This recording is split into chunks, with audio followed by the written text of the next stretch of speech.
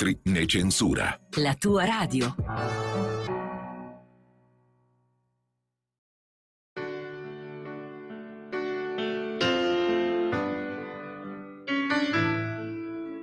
Va ora in onda Liberamente, variazioni e scorribande con Giovanni Sallusti.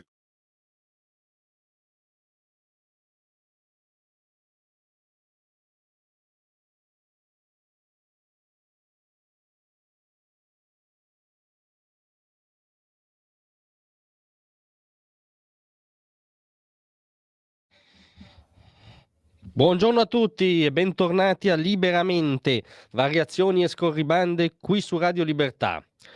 Allora oggi tutti vi diranno che è fondamentale quello che accade a Bruxelles, dove inizia, dovrebbe essere verso le 14 odierne, il Consiglio europeo che si occuperà tra l'altro soprattutto anche delle nomine dei cosiddetti incarichi apicali. Ora in realtà ve lo stiamo dicendo anche noi da giorni che è importante quello che accade oggi a Bruxelles, quindi non è che vogliamo cadere in contraddizione. È sicuramente importante capire se qualcuno leggi un asse franco-tedesco ampiamente delegittimato dagli elettori francesi e tedeschi vuole davvero lasciar fuori l'Italia, cosa che sarebbe inaccettabile non a detta di qualche covo sovranista, criptoleghista, estremista, ma a detta a quanto pare del Presidente della Repubblica Sergio Mattarella.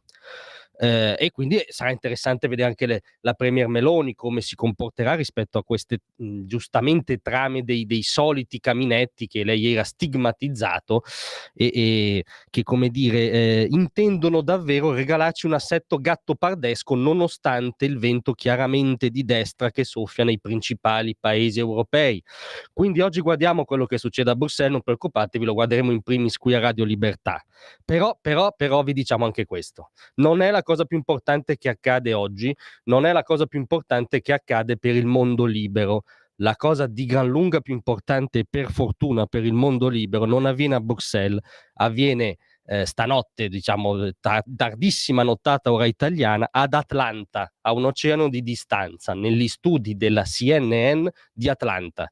Sì, perché stasera, per noi stanotte, c'è il primo dibattito tra Joe Biden e Donald Trump. In teoria dovrebbe essere solo due, almeno così al momento in agenda, quindi il primo dei due dibattiti che avverranno da qui a novembre tra i due contendenti che si giocano la Casa Bianca.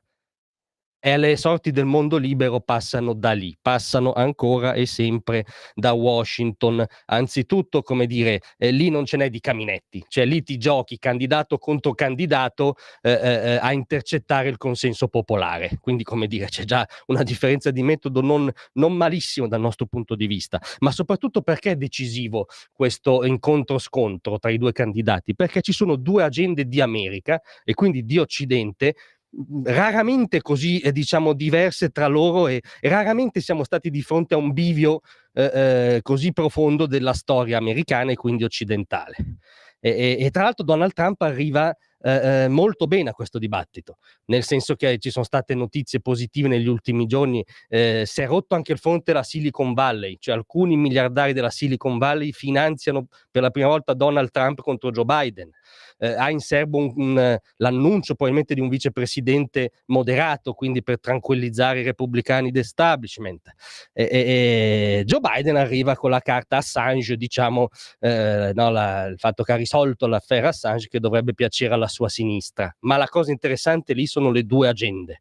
Noi ribadiamo che se l'Occidente vuole avere una speranza di uscire dalla follia woke, di contrastare l'imperialismo tramite concorrenza sleale della Cina, di risolvere i vari focolai di guerra, Medio Oriente in primis, Ucraina in secundis, non può che sperare che vada bene Donald Trump al dibattito e alle elezioni. In ogni caso il futuro dell'Occidente, per fortuna, si decide molto di più ad Atlanta che a Bruxelles. Grazie a tutti, ma rimanete con noi perché ovviamente a brevissimo, come ogni giovedì, il Bamba della settimana assegnato da Vittorio Feltri.